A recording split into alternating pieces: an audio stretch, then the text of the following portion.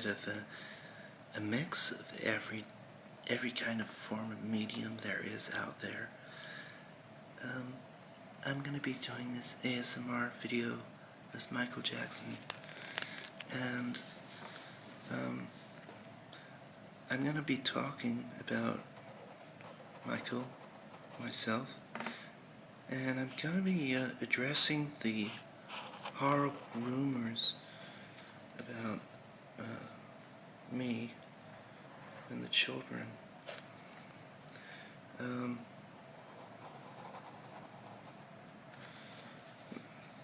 Seriously, no, I'm not gonna joke around. I think this whole documentary business is a load of shit. I mean, if he is guilty, if he is guilty of these crimes which these two boys, men, claim, then yes, he is a monster. But the amount of times that Michael Jackson had to defend himself in the world, and was constantly acquitted of these things thrown against him, I don't think this... You can see this documentary from a number of sides. You can see that all of a sudden, after the Me Too movement, that every second man and his dog is coming out saying that so-and-so fingered me or whatever 30 years ago, and there's no proof, I just have to let you know. So then the media go out and destroy these people. I mean, some of them, yes, they're guilty as sin. I'm glad Harvey Weinstein is in prison, and I hope he dies in prison. I hope he gets raped every day, but which he probably won't. But still, if you look at two sides of the argument of Michael Jackson, this is a bit of a rambling video, but you just have to look at things from different angles, and Michael isn't here to defend himself anymore. It's funny that they only addressed this after he's long gone and he can't defend himself.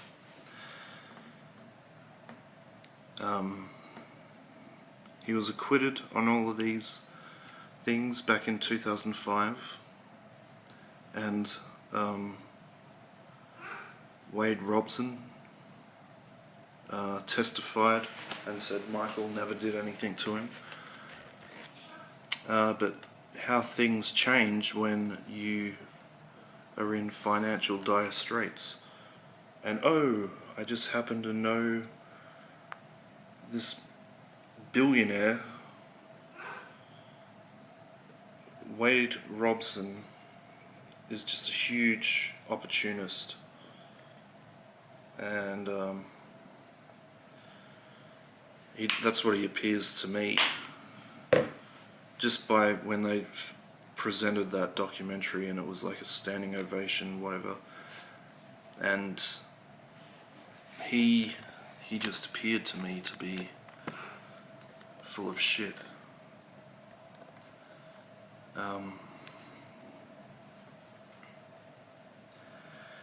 So I'm going to change gears here. I can't defend Michael. I don't know what to say really, but as a fan, I've just only recently become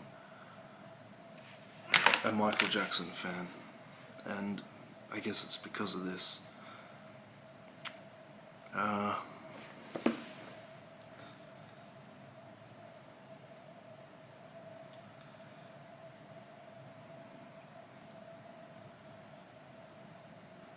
guess. Sorry, this is a bit rambling.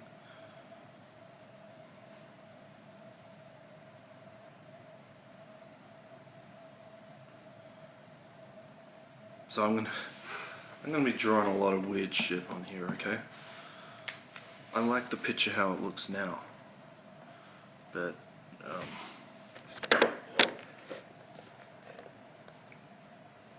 so I'm gonna draw this Jabba the Hutt looking thing that used to work for Michael.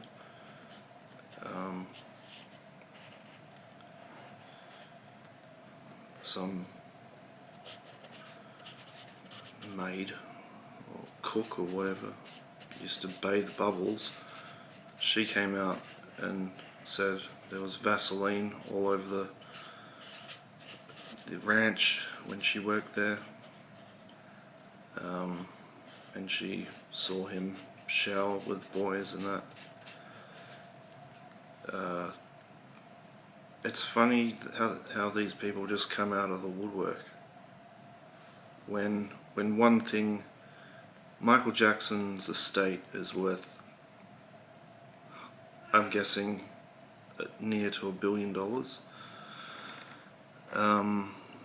And they just want to jump on his legacy. They want their moment of fame. And you can see that, you know, Wade Robson appears to be like that.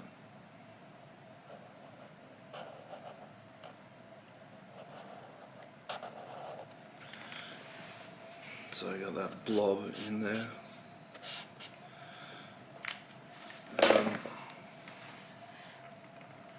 You can just see it.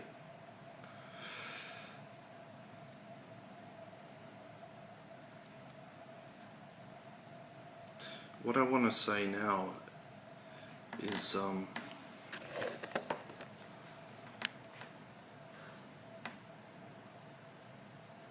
here's a good picture of the douchebags. They say it's not for the money, but it obviously is. Wade has appeared to have suffered many mental breakdowns in his life. Fair enough.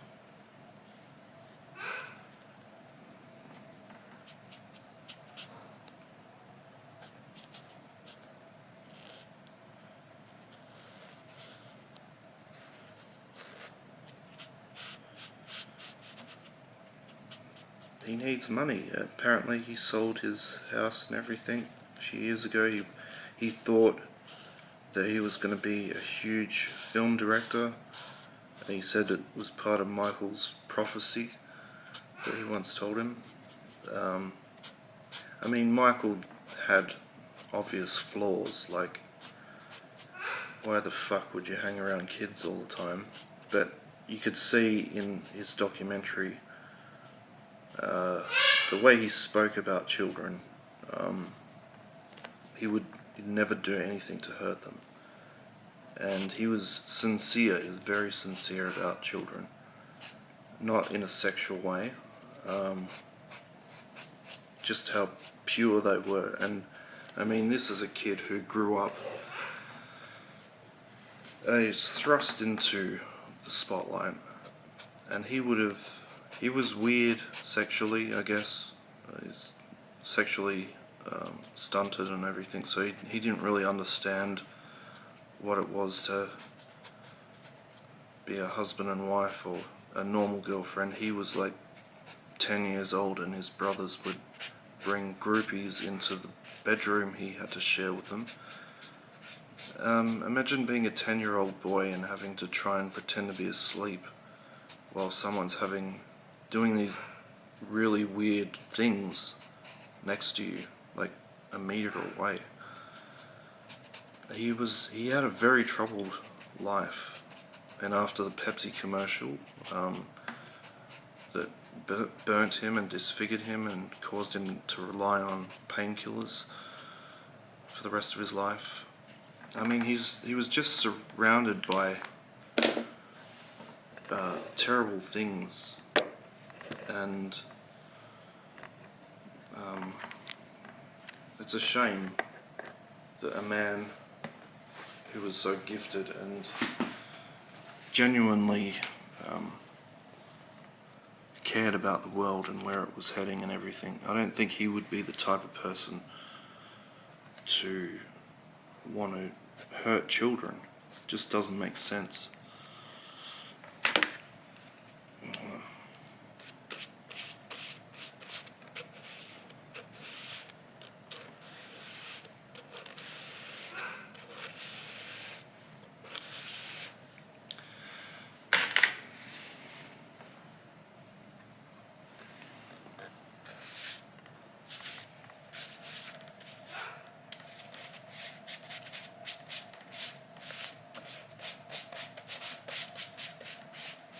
I kind of liked how that looked, but whatever. It's kind of like Michael is the pink stuff, and these people are sucking the life out of him, whatever reputation he has left. I feel sorry for the people who grow up and they didn't know the normal, well, a Michael that was less damaged and sought after to destroy. Personally, I think when I heard he was announcing 10 concerts originally for the This Is It, and then the greedy bastards turned that into 50, that is very much what killed him. He took propofol. I don't know whose decision that was. Probably his, because he was under so much stress. Having been on propofol 3 times myself, it's a very dangerous drug to have in your hands, and he was taking so much of it. It's used in a hospital setting for people to be anaesthetized, and he was using it to get to rest because he was so stressed out about everything going on around him. You don't actually feel like you've been asleep, because yeah, I mean, you're not meant to, but I was up and driving half an hour after having some myself, coming out of it. It's not, he didn't have any rest, so he would have been absolutely exhausted preparing for these concerts, and I guess that's what led to his death. I'm going to stick with the dark colours, I think, because this is a very dark case against him.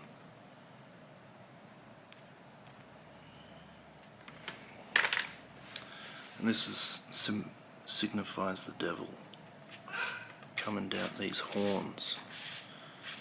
HBO's horns.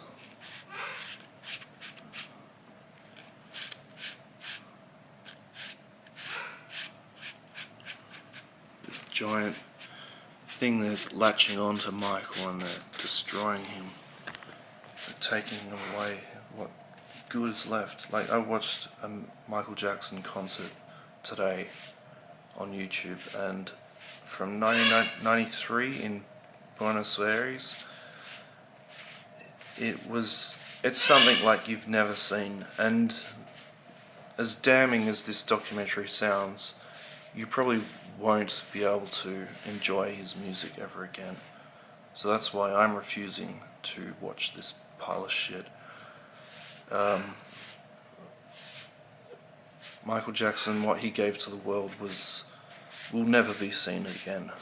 I mean, no one will ever make another record as good as Thriller, or as successful as Thriller, because no one buys albums anymore. So no, like, I mean, it was a phenomenon what he did, and he brought the world. He did make the world feel like a better place. I remember watching his reunion concert on television on September the 10th. 2001, and it was probably the last sense of, I guess, what's the word? Innocence, I guess, that the world had before the events that happened the next day. And Michael Jackson was in New York on 2001, and he was meant to be in a meeting in the Trade Center when the planes struck it. I'm just going on a garbled rant at the moment, but addressing 9/11, as a young kid I didn't know what to make of the whole thing. I thought the world was ending, and it seriously looked like the world was going to World War III, and I didn't know what to think. I thought I would be conscripted to go fight somewhere or something, and it really felt like that. And the only solace that I took of normality was because Alien Ant Farm, this band in 2001, you know, when like new metal was big and everything, they were really popular because they did a cover of Smooth Criminal, and that was played on this music television show in Australia called Channel V, and they played it all the time. And they also played Michael Jackson's original Smooth Criminal video. Sorry about the bird.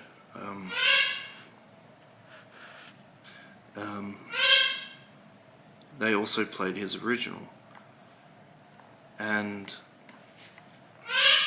Shut up! They played his original clip, and the feeling that I got from that was that, and even when he said, "Annie, you okay? Are you okay, Annie?" It felt like he was saying, asking the world that was in pain at that time, "Are you okay?" And that's the kind of feeling that I had from that clip, and just the sense of magic and awe that he gave off as a person. Because yeah, all this culminates in, you know, he released Invincible in 2001 and everything. So he was pretty big back on this. This was like his last big hurrah before all the insane stuff happened. The last sense before the Bashir documentary and everything. So this was the last time that he was seen by people around the world as a really great force of entertainment. And that's the Michael Jackson that I want to remember. I don't want to remember this disgusting creep that this documentary apparently portrays him as. My comments might be incredibly naive, but this man has had enough shit slung against him in his life and in the afterlife. And I mean, the people closest around him have always denied that he was like people allege him to be. And there's so many holes in all the stories that they give. These parents that offered their children up to him. Yes, it was weird inviting kids to sleep in your bed, but in a grown man's bed. But that was just how he appeared to be. I don't think he molested them at all. He loves his children. And again, I apologize for this long, crazy rant, but I also feel for his children, like Paris and Prince and Blanket. Someone needs to be watching out for them, because I really think, you know, this documentary airs tomorrow in 2 parts. It's a 4-hour fucking thing. And I just think the world, they're going to be talking about this, and it's going to be crazy. And I just worry for his kids. Paris has already tried to commit suicide once. I just don't want this tragedy to keep unfolding. I mean, if these guys are lying about what happened to them and they cause one of his kids to commit suicide because this amount of attention around the world aimed at their father that they dearly loved, it just is not right. You have to put yourself in their shoes and what the media does to people. It's just really sad. So yeah, the ball is in your court, HBO, and I guess we'll see where you take this. No, that's it. I can't stand to have this thing near me. These creepy people. Out you go. Come on.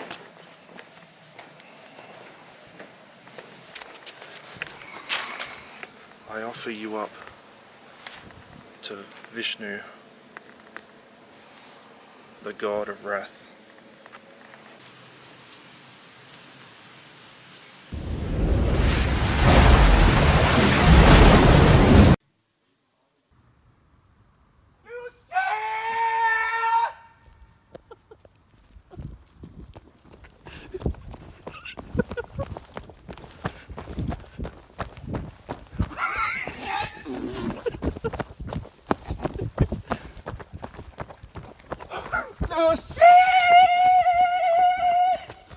How many fucking times do you have to come back here? Les fuck cut! Fuck off!